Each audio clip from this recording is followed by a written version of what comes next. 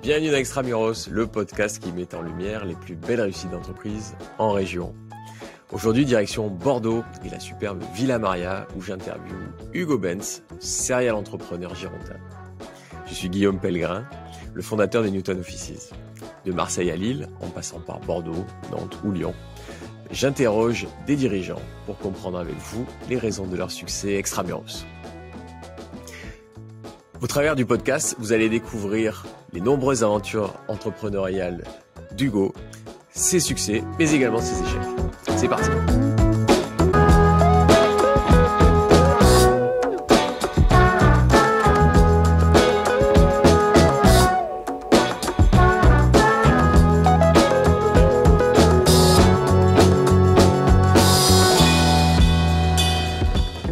Bonjour Hugo, bienvenue sur Extramuros. J'ai le plaisir aujourd'hui de recevoir Hugo Benz, un serial entrepreneur.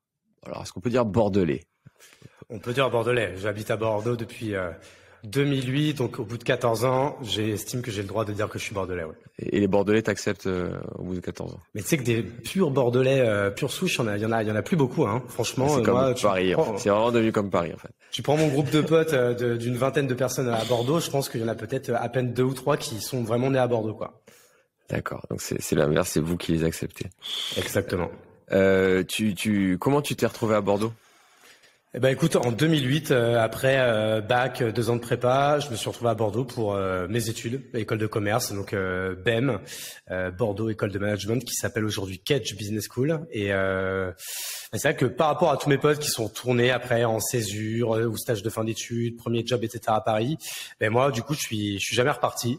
J'ai commencé à travailler en fait pendant l'école dans une boîte bordelaise et en fait ainsi de suite, tous les événements se sont enchaîné, et puis je suis jamais parti en fait, quoi. Et tu avais grandi où?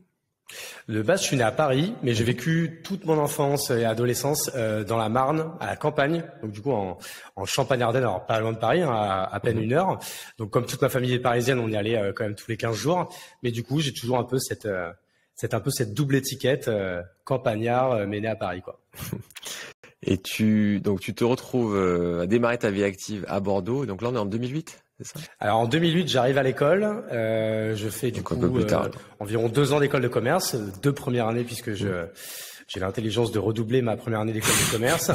Et du coup, je commence à travailler directement en fait par acquis de conscience parce que en fait j'ai pas le choix, c'est parce qu'il faut que je trouve une entreprise qui va me payer mon année foirée en école de commerce du coup. Et c'est en fait comme ça que je suis tombé un peu dans le milieu du textile personnalisé et le milieu de l'entrepreneuriat, puisqu'en fait j'ai eu la chance que mon premier boss c'était le ponte de Bordeaux, Christophe Charles, donc l'un des cofondateurs de Cdiscount.com, qui venait juste de revendre ses dernières parts au groupe Casino et qui se lançait dans une nouvelle aventure. Et il a choisi cette toute petite boîte de 10 personnes dans laquelle je venais d'atterrir, encore une fois bien malgré moi. Donc énorme coup de bol, et je me suis dit là, une opportunité comme ça, tu la loupes pas, et je l'ai saisie, quoi. Donc top. Donc là on était donc il y a 10 ans à peu près à Bordeaux. 2010, voilà. Et elle faisait quoi cette boîte? Elle faisait du coup du textile personnalisé et également des accessoires en ligne, en 100% B2C. Et en fait, une fois que j'ai rencontré Christophe, qu'on a beaucoup échangé, il m'a mis sur beaucoup de missions, hein, vraiment en mode couteau suisse. Hein, donc j'ai tout fait, hein, de la compta à la logistique, à la prod, au marketing, au sales, etc. J'ai vraiment touché à tout. Au bout de 6 mois, je suis venu avec un projet. Qui était, écoute, moi je viens d'école de commerce, tout le monde en fait a un t-shirt personnalisé, un polo personnalisé, un sweat personnalisé. C'est un marché de dingue déjà au sein d'une seule école. Donc je te laisse imaginer au sein d'une ville comme Bordeaux avec toutes les écoles et tout le tissu universitaire, et donc à l'échelle de la France. Et il m'a dit vas-y go. Il s'avérait qu'il avait eu lui-même un stagiaire chez Cdiscount, donc il s'appelle Thibault Lavielle, qu'il avait eu en stage et qui avait en fait lancé lui-même le suite de promo de son école.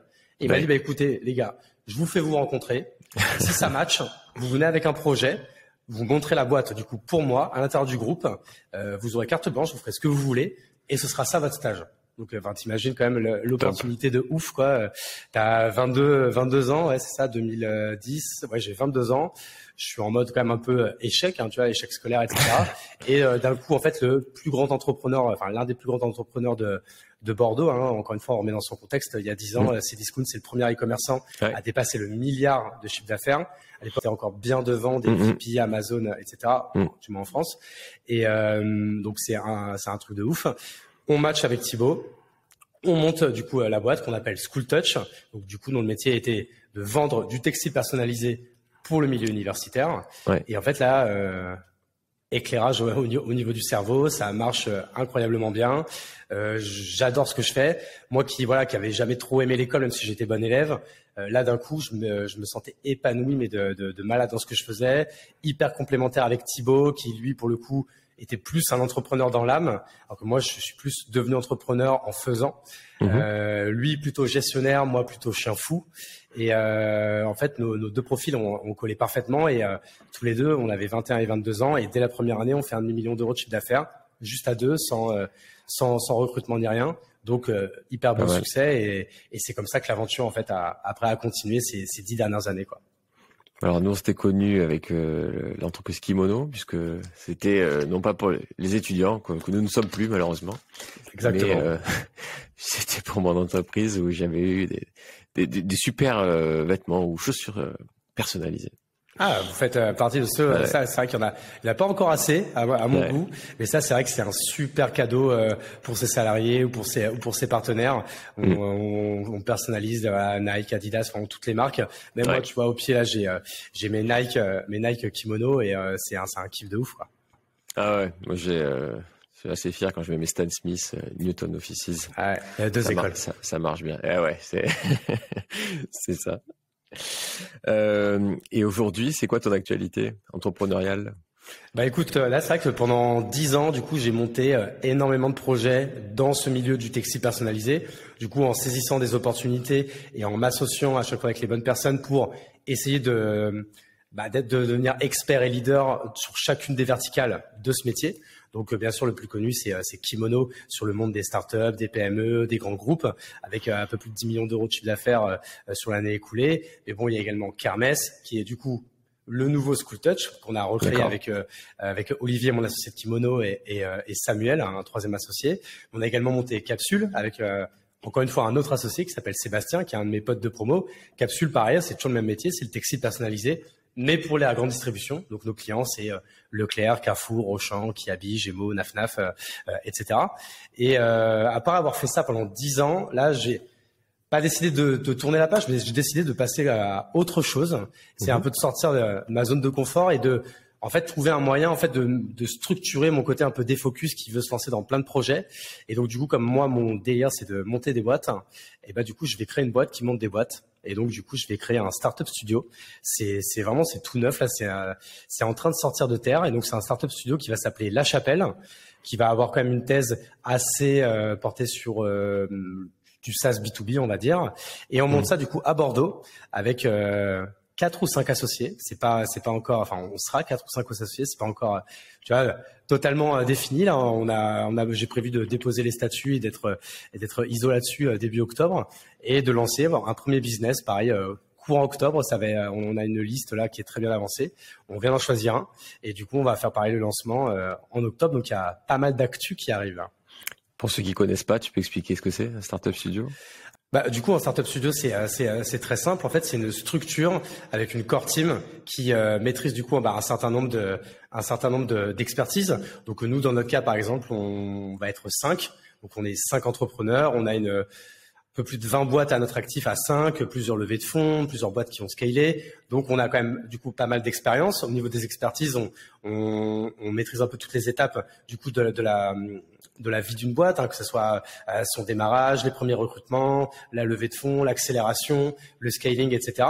Et donc du coup en fait c'est de mettre toute cette expérience, tout ce réseau, mais également du coup de l'argent bien évidemment, en fait au service d'une équipe fondatrice, donc soit seulement un CEO, soit un duo, donc ça peut être souvent un CEO ou un CTO, qui vont être toujours extérieurs, qu'on va venir chercher parce qu'on croit en eux, parce qu'on croit en leur expertise, en leur capacité à à accélérer, à mettre en place une vision et à dérouler.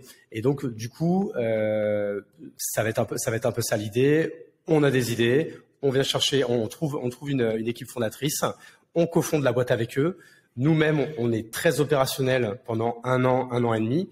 Le milestone qui va un peu splitter et qui va donner un peu son autonomie à l'équipe fondatrice, ça va être souvent une première levée de fonds ou ce type d'événement. Et le but, encore une fois, c'est de répéter ça une fois par an, 2 fois par an, 3 fois par an. J'ai pas encore tout ça, encore une fois, n'est pas écrit. Hein. On va apprendre ce nouveau métier, on va itérer, on va sûrement faire des conneries, on va sûrement avoir j'espère des victoires assez rapidement. Et ça va être un peu ça l'idée, quoi. Donc c'est un peu l'inconnu, mais c'est hyper excitant, quoi.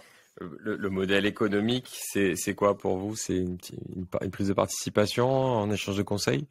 Alors du coup, comme on va être ultra opérationnel, encore une fois, on n'est pas un accélérateur ou des advisors, etc. On est vraiment des cofondateurs. On va vraiment cofonder la boîte avec une équipe fondatrice.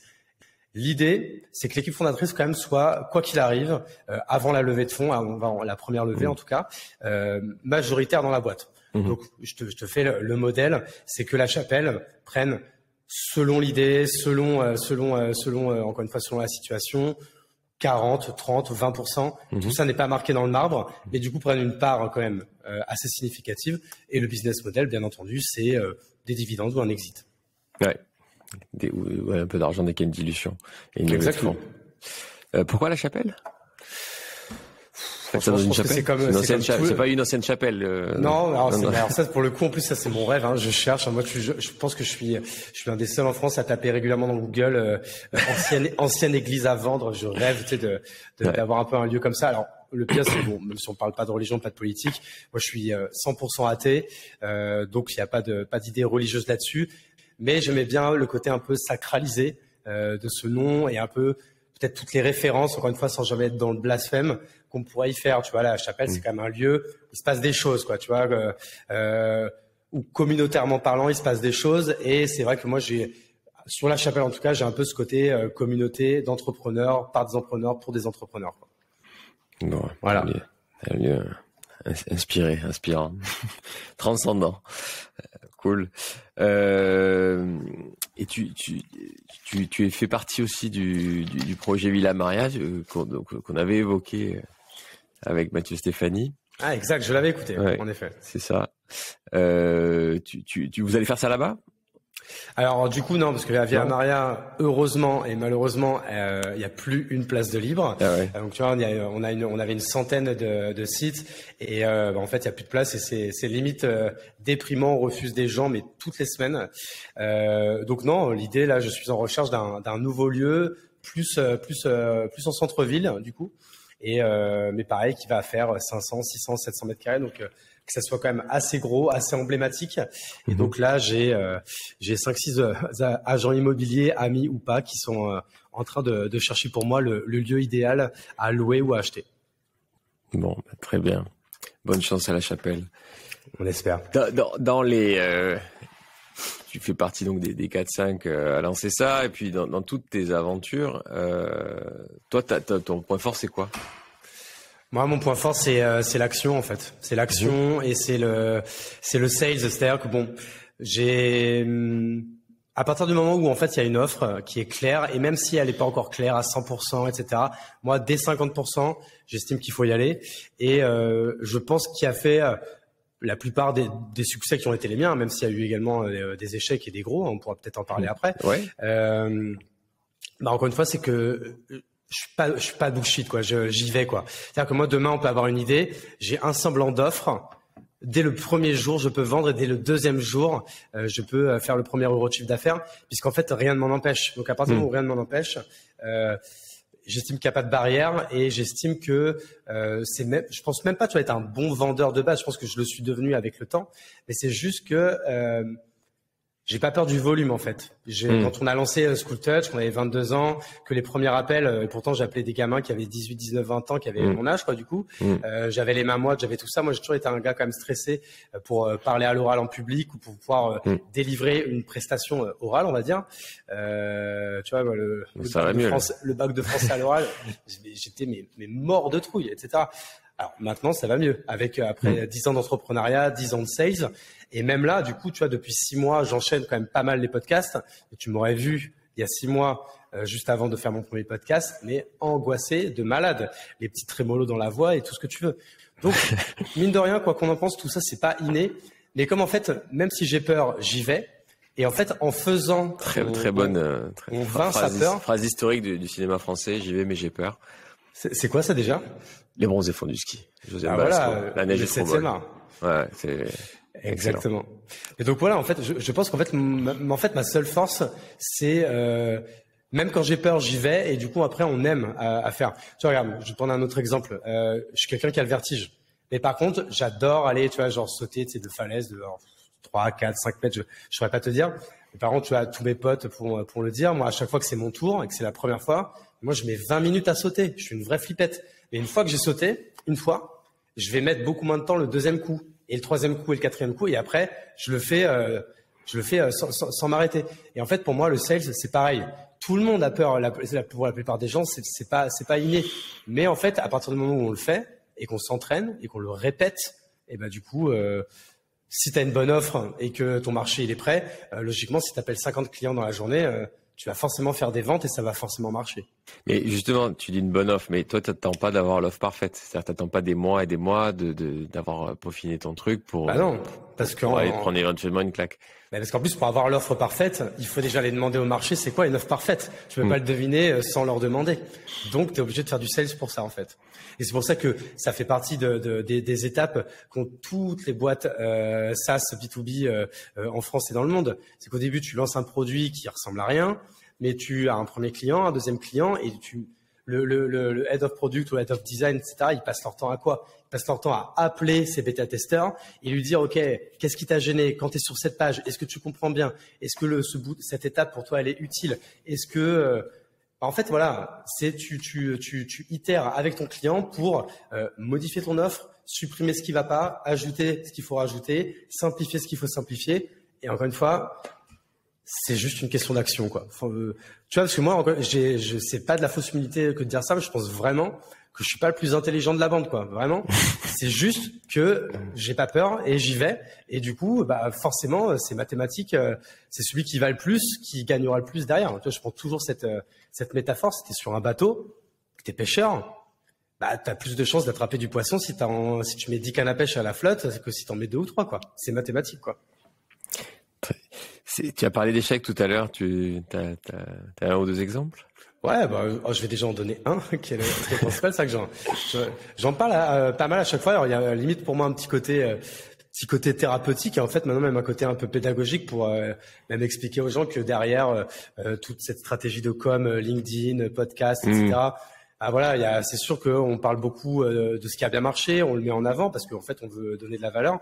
Mais je pense qu'on peut également quand même donner de la valeur en parlant des échecs, même si je suis contre la glorification non plus de l'échec. Moi, j'en parle juste parce que ça fait partie de ma vie et que je pense que c'est important que les gens savent que l'entrepreneuriat c'est le plus beau métier du monde, mais que c'est pas non plus un jeu et que quand on fait de la merde, il peut y avoir des conséquences. Donc moi, dans mon cas, après avoir fait de l'intrapreneuriat pour Christophe Charles pendant 5 ans.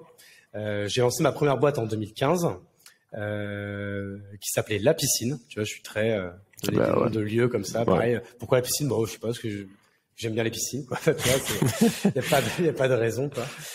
Et donc la piscine, c'était quoi? C'était une usine d'impression numérique. Donc on avait loué une big usine de 3000 mètres carrés. On avait au début on avait 3 machines, à la fin on en avait presque une dizaine. Au début on a commencé avec 2 salariés et à la fin on avait plus d'une trentaine.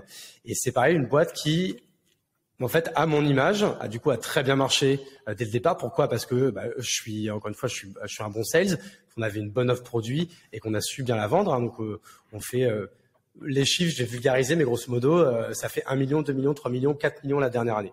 Les 3 premières années, 3 millions juste à l'équilibre.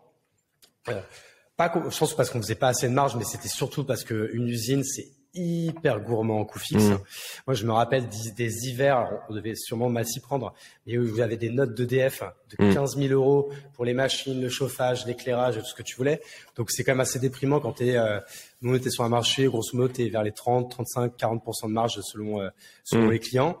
Donc, quand tu te dis que, quand tu as fait 150 000 euros de chiffre d'affaires, donc il faut quand même aller les chercher, les 150 000 euros de chiffre d'affaires, et que tu te dis que ça, c'était juste pour payer la note EDF, ça fout les boules, quoi, tu vois. Enfin, c'est. Et ça va être un vrai sujet pour l'hiver 2022-2023. Il paraît. Ouais. Donc, il paraît que ça va être vraiment vénère. Et du coup, je pense que là, tous ceux qui se frottent les mains, c'est tous ceux qui font de l'éclairage, c'est l'éclairage LED ou chauffage. Du coup, en fait, à plus bas coût, parce que plus écolo, parce que plus, je ne sais pas, mais du coup, bon, au moins, il va y avoir des opportunités. Et si à côté, ça peut être bon pour la planète, on s'en plaindra pas. Et du coup, pour donner une info, j'en profite. Et puis là-dessus, non, mais juste là-dessus, petite parenthèse, puisque chez Newton, on fait gaffe et l'hiver arrive, winter is coming. Ce qui a le plus d'impact, c'est la température. Donc, si tu baisses d'1 degré, c'est le site de l'ADEME qui le dit, tu économises 7% d'énergie. Ah ouais, à ce point. Putain. 1 degré. Voilà. Après, tu peux évidemment être vertueux sur les lumières, sur l'eau, etc. Mais le gros impact sur le chauffage, l'hiver, évidemment, et les clims, l'été. Eh ben, écoute, on a appris quelque chose. Et si les internautes peuvent prendre note, c'est parfait. C'est ça. Petit conseil énergie. Donc du coup, j'en reviens à mon viandage de la piscine, parce que du coup les 3 premières années, juste à l'équilibre, soit on gagne un peu, soit on perd un peu, et encore quand on perd un peu, tu vois, bon, tu connais, on maquille un peu ça, et du coup on reste à l'équilibre, comme ça au moins, ça nous embête. Tant mieux pour toi alors. C'est du coup, tu vois, pour les banques, les assurances, pour tout ça. Mais sauf qu'en fait, la dernière année, pour le coup, là, j'ai quand même vraiment très mal géré. Donc, on atteint quasi 4 millions d'euros. Mais pour le coup, là, 300 000 euros de pertes. Donc, qui est beaucoup et pas beaucoup versus le chiffre d'affaires, et qui est quand même beaucoup à notre niveau. Ce qui fait que du coup, je perds un peu tous mes encours, toutes mes assurances Coface, tout ça. Et là, c'est vraiment le château de cartes qui s'écroule, les fournisseurs qui veulent plus rien me vendre. Si je peux plus rien vendre, si je peux plus acheter de textile, bah, du coup, je peux plus vendre. Donc, en fait, très vite, avec toutes les dettes et tous les gens, voilà, qui veulent que je les rende, qui veulent être remboursés, que ce soit des partenaires, des prestataires, l'État, avec l'URSSAF, la TVA, bon, bref. J'avais le monde entier au cul à ce moment-là. Et du coup, bah en fait, tout va très vite. Je ferme l'usine, je licencie tout le monde. Donc là, pareil, franchement, je pense pire jour de ma vie où en une journée, j'ai licencié 18 personnes. Donc franchement, je souhaite ça même pas à mon pire ennemi. C'était horrible. Et puis après, tout s'enchaîne. On ferme la boîte, cessation de paiement, liquidation judiciaire, tribunal et tout ce qui s'ensuit. Et tu vois, regarde, même là, on est en 2022, ça fait 3 ans après, et je viens juste de rembourser le dernier euro de dette que j'avais auprès de la banque en caution solidaire. On avait quand même 1 million d'euros de prêt. Et sur ce million d'euros, j'avais 100 000 euros en caution solidaire personnelle. Donc du coup, bah là, quand tu liquides, c'est tout, le reste, la banque s'assoit dessus. Alors, ils te saisissent les machines, ils les revendent, etc. Mais par contre, les 100 000 euros que tu as en caution solidaire, là, logiquement, tu dois même le payer cash. J'ai même eu du bol qu'il y a eu le Covid qui fait qu'ils m'ont laissé plus de délai. Et tu vois, je viens juste de finir. Donc là, mon pouvoir d'achat va faire un énorme bond en septembre. Mais du coup, là, donc au moins ça, je vais être hyper vulgaire, mais ça m'a fait la bite, quoi. Tu vois, c'est pour le coup, on m'y répondra plus. Tu vois, ça veut dire qu'aujourd'hui, je parle même plus en chiffre d'affaires, je ne parle qu'en marge, alors que c'est vrai que tout le monde me présente comme le mec qui a fait 6 boîtes à plus d'1 million d'euros, et je vais pas leur jeter la pierre, c'est comme ça que je me suis présenté de base. Et c'est vrai qu'aujourd'hui, moi, dans toutes mes boîtes, c'est la marge le plus important. Tu vois, même là, tu me demandes sur Kimono ou sur Capsule, etc., quel est le chiffre d'affaires qu'on fait depuis le début d'année, je suis incapable de te le dire, mais par contre, je sais te dire la marge, puisqu'il y a plus que ça, plus que cette KPI que je regarde, tellement ça m'a traumatisé, en fait, de ne plus suivre tout ça. Et puis, bien sûr, ça m'a appris à être un bien meilleur gestionnaire, à gérer ma trésorerie, à gérer mes prêts de marge, à gérer mon BP. Et aujourd'hui, c'est presque devenu autistique chez moi. C'est-à-dire qu'il n'y a pas un seul jour où je mate pas mes tableaux, où ils sont pas mis à jour, où où je ne vérifie pas que tout va bien, quoi. Ouais. Enfin, comme un mec, comment on appelle ça, les mecs, tu sais, qui ont toujours peur d'être malades, là, les hypocondriaques. Qui prennent leur température 3 fois par jour, quoi. C'est pareil. Sauf que je me mets pas de thermomètre. Voilà. Du coup, t'en es sorti propre, le plus propre possible, et ce qui te permet, en tant que serial entrepreneur, de continuer d'avoir planté personne ou même ouais, ouais, ma street cred, on avait pris un joli coup, mais tu vois, après, j'ai aussi appris la discrétion. Et jusqu'à il y a 6 mois où je suis un peu sorti du terrier en essayant de communiquer de plus en plus, notamment sur LinkedIn ou en podcast ou en conférence ou autre, parce que en fait, je me suis rendu compte que ça me plaisait beaucoup. Et puis, on va pas se mentir, les répercussions et les opportunités que ça représente derrière, c'est pas négligeable du tout. Mais sinon, pendant 3 ans, j'ai fait vraiment le dos rond. J'ai fermé ma bouche et j'ai fait le dos rond, comme on dit. Ouais. Ça me fait penser à une phrase, je sais pas, je l'ai déjà dite dans Extramuros, mais une phrase souvent les Anglais résument bien les choses, qui me plaît bien pour ce que tu viens de vivre. Là, c'est turnover is vanity, profit is sanity, but cash is king. Donc, quand on est chef d'entreprise, en effet, le chiffre d'affaires, ça peut permettre de faire le malin, mais c'est exactement ça. La bonne conduite, c'est ta marge, et parfois tu es quand même obligé de sauver ta trésor aussi. Donc parfois accepter un peu moins de marge, mais pour sauver ta trésor. Mais c'est exactement ça. Il y a ce difficile équilibre à trouver. Tu vois, moi, je pense qu'à l'époque de la piscine, donc 2015, 2016, 2017, j'aurais été capable d'accepter une commande très compliquée de 100 000 € de chiffre d'affaires avec 1 000 € de marge sur coût variable, juste pour le plaisir de déjà la piquer à un concurrent et de rajouter 100 000 € de chiffre d'affaires à mon track record. Donc, tu vois, ça c'est une chose qu'aujourd'hui, et je ne ferais même pas, même 10 000 €, je dirais, mais non, franchement. T'as appris à dire non, en fait. Voilà, j'ai appris à dire non. Ça a été très difficile. Moi, j'en mets même des petits dossiers à 100 balles, 200 balles. Moi, j'étais un yinche, je voulais tout prendre. Et en fait, aujourd'hui, j'ai appris ce que c'était un bon client d'un mauvais client, d'une bonne marge, d'une mauvaise marge, et d'une bonne guerre et d'une mauvaise guerre. Du mauvais chasseur. Exactement. Aussi, voilà.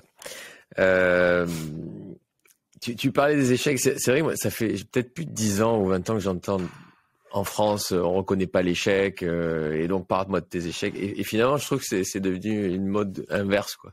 C'est que si t'as pas échoué, c'est que t'as rien foutu. Bah oui. Et voilà, donc c'est pour moi, voilà, j'ai toujours été un peu surpris par quand même cette glorification récente de l'échec sous prétexte que les US valorisent l'échec. Exactement. Je trouve que ça fait longtemps qu'on entend cette histoire, c'est pour ça que j'en parle moins souvent. Ouais, tu vois, moi je veux pas du tout le glorifier, parce que tu vois, mon histoire, du coup, je pense que je la raconte bien, et en fait je suis hyper humble là-dessus, parce que je sais quelles sont les fautes que j'ai faites, desquelles j'en ai tiré les conséquences.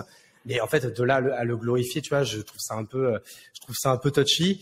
Mais là où quand même je mettrais un bémol, c'est, tu vois, par exemple, ça m'arrive régulièrement maintenant d'investir en précide dans des jeunes boîtes. Et ça, l'une des premières questions que je vais demander aux founders, c'est qu'est-ce que vous avez fait avant? Est-ce que vous avez monté des boîtes? Donc en fait, souvent, s'ils ont monté des boîtes, c'est soit ils l'ont vendu, soit ils se sont viandés. Et on va pas se mentir, 90% du temps, c'est qu'ils se sont viandés. Et pour le coup, pour moi, ça va pas être quelque chose de mauvais, quoi. En quoi être à Bordeaux, du coup, pour faire tout ça, ça te sert, ou est-ce que tu aurais pu le faire ailleurs? Bon, je pense que en effet, tout ça, j'aurais clairement pu le faire ailleurs. Moi, après, ce que j'aime à Bordeaux et ce qui fait que je travaille dans des bonnes conditions, je pense que c'est la proximité de tout. Tu vois, c'est d'une principale chose que je me dis quand je vais sur Paris. Tu vois, j'y étais la semaine dernière pendant 4 jours. C'est que je trouve qu'en fait, tout prend un peu de temps. Tu vois, d'aller à un point A à un point B, ça prend une demi-heure, 3/4 d'heure, etc. Donc, pour peu, alors là, j'étais en déplacement, donc je me déplaçais chez les gens, etc. Donc, j'ai passé, je pense à chaque fois, dans chaque journée, je passais au moins 3 heures à marcher dans le métro, etc. Chose qu'en fait, à Bordeaux, j'ai pas du tout, parce qu'en fait, du coup, on ne va pas voir les clients, puisqu'en fait, il y en a peu qui sont à Bordeaux. Donc, on fait des visios avec tout cela. Puis encore, je suis à 5 minutes de chez moi. À 5 minutes de mon bureau, pour après aller faire du sport, c'est à 1 minute. Les restos où on va avec mes potes, etc., c'est à 5 minutes. En fait, grosso modo, à Bordeaux, un peu la vanne que l'on fait à chaque fois, c'est que si nous, tu roules 3/4 d'heure, t'es sur le bassin d'Arcachon, quoi. Alors que dans Paris, tu peux rouler 3/4 d'heure et t'as juste passé 3 arrondissements, quoi. Ouais. Mais bon, ça c'est un peu. Je sais que c'est vraiment une phrase de mec qui vit en région, mais moi c'est comme ça que je le sens. Et en fait, toute cette sérénité, du coup, ça fait que j'ai zéro angoisse et que je peux être plus concentré du moins sur ce que j'ai à faire, quoi. Bon, parce que rien n'est une guerre. Non, et puis j'en profite pour préciser qu'on fait pas de pub anti-Paris, on dit juste non, pourquoi c'est bien à Bordeaux. Et petite pensée pour mon ami Amandine de Souza. Du coup, comment tu fais pour rencontrer des gens, pour se faire ce réseau bordelais? Bah pareil, comme je le disais tout à l'heure, en fait, je me force et je vais parler aux gens. Je fais beaucoup le premier pas. C'est-à-dire que dès que je vois un projet intéressant ou quelqu'un qui m'a l'air intéressant, le premier réflexe que j'ai, c'est d'aller parler à cette personne. Et en général, bah on va se parler. Par exemple, on va se parler sur LinkedIn, on va se parler par mail. Après, si vraiment on a envie d'aller au-delà, on va se faire une visio de 15 minutes, 20 minutes ou une demi-heure. Si après vraiment on veut aller au-delà, on va vraiment se rencontrer. Et après, se rencontrer, c'est devenir partenaire, s'entraider, s'associer, faire plein de choses. Et encore une fois, c'est la même métaphore que pour les cannes à pêche tout à l'heure. C'est que si tu te forces à aller rencontrer 100 personnes, bah, tu as plus de chances de faire des bonnes rencontres et de pouvoir après saisir des bonnes opportunités derrière. C'est sûr que si tu rencontres une personne par mois, bon bah sauf gros coup de bol, tu as peu de chances que ça t'arrive. Donc pour moi en fait, je vois en fait mon réseau comme je vois mon portefeuille client en fait, sans cynisme encore une fois. C'est juste que comme pour moi le Graal c'est d'avoir un gros réseau et beaucoup de clients, bah du coup j'appelle beaucoup de clients et j'appelle beaucoup de gens pour me faire un réseau. Je force vraiment encore une fois le destin pour aller rencontrer un max de personnes et je crois beaucoup dans la théorie du chaos qu'une petite action en amène une autre et en amène une autre et en amène une autre et que encore une fois plus tu lances des actions, plus tu auras d'opportunités derrière quoi. Et tu le fais en local bordelais ce réseau? C'est ça, ouais. Bah, en fait, même pour la petite histoire, au début, on avait un petit groupe, tu vois, un petit noyau dur d'une dizaine d'entrepreneurs. On se dit, tiens, ce serait marrant si on marquait dans le marbre qu'on allait se faire vraiment un gros dîner tous les mois, tous ensemble, et on appellerait ça le Poney Club. Donc, soit dit en passant, le Poney Club, je rends à César ce qui est à César. C'est mon associé Sébastien qui m'avait soufflé le nom. C'était pas mon idée. Aujourd'hui, tout le monde pense qu'on s'appelle les poneys parce qu'on est des petites licornes non magiques, mais en fait pas du tout. C'est juste que Poney Club c'était rigolo et que on a pris ce nom-là. Donc comme la chapelle, comme la piscine, à chaque fois il n'y a pas non plus de grande signification dans le branding, on va dire. Et donc en fait on a fait ça, on a fait un premier dîner, on était un peu plus de 10, on a fait une super teuf. Il y a tu vois, de ce groupe de 10, il y a des associations qui se sont faites, il y a des couples qui se sont formés, il y a plein de choses qui se passent quand grosse soirée. Voilà, grosse soirée. Mais vrai couple, hein, pas couple, voilà, vrai couple avec de l'amour et tout quoi. Bref, et très belle soirée. Le mois d'après, on était plus 10, on était une vingtaine. Pourquoi? Parce qu'en fait, chaque membre du Poney Club, grosso modo, dit ah mais moi j'ai aussi mon pote qui est entrepreneur, est-ce qu'il pourrait venir, etc. Donc on a mis des petites règles, tu vois, c'est-à-dire qu'aujourd'hui, il y a que des membres qui ont déjà des salariés, qui ont déjà un produit, une traction, un PMF, etc. Histoire, voilà, tu vois, d'avoir quand même un petit peu d'homogénéité dans le groupe. Et en fait, on a fait le premier dîner en février. On fait le prochain demain chez... on est mardi ou mercredi aujourd'hui? On est mercredi. Donc c'est demain. Donc c'est demain jeudi chez nos amis de l'Uni, qui est l'une des franchement des plus belles boîtes qu'on a à Bordeaux et qui a franchement avec la Villa Maria les plus beaux bureaux de Bordeaux. On me tuerait si je disais que c'est lui qui les avait, donc je vais dire qu'on est égalité.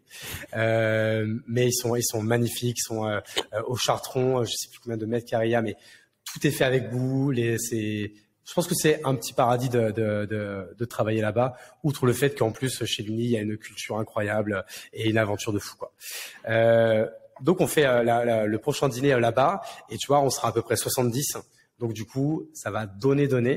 Et encore une fois, le but, c'est que le groupe continue de grossir. Et même moi, mon but, c'est de dire, en fait, on a réussi à monter quelque chose de très sympa à Bordeaux. Demain, outre les soirées, on pourrait organiser des bootcamps, tu vois, spécial paddle, spécial golf, spécial tennis, spécial foot. Je ne sais pas, on pourrait faire plein de choses comme ça. Parce que tu vas 3 jours dans une bête de baraque avec 5-6 entrepreneurs, etc. Franchement, je pense que pour la créativité, pour les échanges, etc., il y a pas mieux que ce genre d'expérience. Et même mon ambition, c'est même demain de monter un poney club à Toulouse, un poney club à Clermont-Ferrand, à Mulhouse, à Lille, dans toutes les villes. Donc même si vous voulez monter un poney club dans votre ville, appelez-moi, je vous y aiderai avec grand plaisir et on va envahir la France de plein de petits poneys, c'est merveilleux. On te contacte sur LinkedIn, du coup. Sur LinkedIn, Hugo Benz, ouais, B-E-N-T-Z. Super. Et c'est un réseau de néo-bordelais ou pas forcément? Franchement, j'ai pas de stats là-dessus, hein, parce que tu sais que les stats ethniques sont interdites. Ouais, mais franchement, là, comme ça, à vue de nez, pareil, je pense que c'est énormément de gens qui... Je la sors de mon chapeau, mais je pense que sur les 100 personnes du Poney Club, grosso modo, il y en a au moins 30-35% qui vivaient encore à Paris il y a 5 ans. Ouais. Donc c'est quand même beaucoup de néo-bordelais, ouais. Et du coup, nous on est super contents. Hein. Franchement, ça a fait. Moi, j'ai connu l'écosystème il y a 10 ans. Il y avait pas grand-chose, surtout au niveau de notre âge, hein, au niveau des moins de 40 ans. Enfin, des gens qui ont moins de 40 ans aujourd'hui. Tu vois, nous l'amplitude d'âge, c'est entre 20 et 40 ans, grosso modo, peut-être plus. Je sais pas. Je peux te barrer un là-dessus. Et je sais que l'écosystème il y a 10 ans, il y avait pas grand-chose, quoi. Tu vois, surtout pour les plus jeunes. Donc c'était plus en fait pour pallier à ce manque que j'ai créé le Poney Club, quoi. Ouais, très bien. Bon, et puis si on termine par les rubriques habituelles sur Extramuros, pour ton équilibre vie pro, vie perso, qu'est-ce que tu fais? Je sais que tu es un grand sportif. C'est ça, en fait. Du coup, j'ai mis longtemps à itérer sur mon organisation, mon agenda pour arriver à l'organisation quasi optimale. Et là, je pense que je l'ai trouvé. Donc, je me suis fait violence, je me suis fait mal. Je me lève tôt pour commencer à bosser très très tôt. Je commence à 6h du matin. Alors dis-nous ta journée type alors. C'est quoi? Du coup 6h 9h je travaille pour moi. C'est-à-dire je travaille sur mes business perso qui me font vivre. De 9h à midi en ce moment du coup je travaille sur la chapelle. De midi à 14h paddle tous les midis. Et à 14h30 à partir de 14h30 15h là c'est que du meeting, podcast, rencontre. Là, en grosso modo, je jacte tout l'après-midi. Je parle pas de la matinée. Je regarde pas mon téléphone de la matinée. Je suis concentré. Je me fais une grosse matinée de bon bourrin. Et par contre, l'après-midi, c'est dédié aux rencontres, aux rendez-vous. Et je fais beaucoup de visio du coup. Ouais. Et le soir, ça t'amène à quoi? Et un soir sur deux, à 16h30, je vais chercher ma fille à l'école. Ça, c'est une belle... J'ai la chance de pouvoir le faire. La discipline aussi, c'est bien. Bravo. Bon, c'est pas une discipline. La femme le fait bien. Il faut bien qu'on se partage les choses, quoi. Tout à fait. Et puis je crois qu'on a un point commun footballistique. Et ça, c'est important. Allez, l'OM. Putain, c'est pas le bon jour pour le dire, là. Putain, on a encore perdu hier en Ligue des Champions. Mais sinon, fan de l'OM depuis 1999. L'année du centenaire. J'ai encore le maillot gold du centenaire. J'avais même failli à l'époque me mettre Ravanelli 11 dans le dos. Blanc, Pires, tout ça. Je peux te refaire l'équipe type de la finale de la Coupe UEFA perdue contre Parme 3-0. Avec la Majer de Herman Crespo, terrible. Et donc grand fan de l'OM. Donc tu vois quand même fidèle parce que du coup, en 25 ans, j'ai connu un seul titre de champion de France. Donc très fidèle. Je les ai dans la plus de chance parce que je m'y étais mis avant. Mais du coup plus de frustration parce que ça fait longtemps. Et pour je t'en ai parlé, j'y étais moi hier soir à ce match OM Francfort et on va pas embêter les gens avec le foot, mais juste il y a quand même le petit coup de gueule de la journée parce que je l'ai pas fait sur les réseaux, mais j'ai assisté toute la journée à une démonstration de force. Il y avait un CRS par supporter allemand toute la journée dans la ville de Marseille. Ça a bloqué. Il y avait une grosse euphorie toute la journée. Ça a bloqué tous ceux qui voulaient bosser, tous ceux qui voulaient se déplacer normalement toute la journée. Ça a été une pagaille immense pour qu'ils accèdent au stade dans des conditions de sécurité à peu près normales. Enfin, en tout cas, pour qu'il n'y ait pas de débordement. C'était pas des conditions de sécurité normales justement. Il y avait une quantité de CRS, je sais pas combien ça a coûté la collectivité. Tout ça pour que 3000 personnes débarquent dans un stade de foot, regardent un match, s'envoient des fumigènes sur la gueule quand même. Ouais, j'ai vu ça, putain. Et repartent à la fin. J'adore, c'est ma passion, mais là tu te posais quand même des questions sur c'est fou. Sur un événement pareil, pourquoi C'était ma petite, voilà. Le petit côté Guy Bedos, quoi, le petit coup de gueule. Ouais, mon petit côté Bakri. Ouais. Qu'on salue. Qu'on salue. Regretter. C'est ça. Ça m'énerve. Ouais. Voilà. Merci Hugo pour et bonne chance à La Chapelle et tous tes prochains business, la cuisine, le salon, le cours de tennis, tout tous les futurs noms que tu vas pouvoir trouver du coup. Bah écoute, merci beaucoup Mathieu, merci de mettre en avant nos régions, on aime bien et quand même bisous Paris, on vous aime. Ouais et donc tu as raison, je remercie Mathieu qui m'aide avec Jules à organiser ce podcast. À très bientôt. Allez, à bientôt.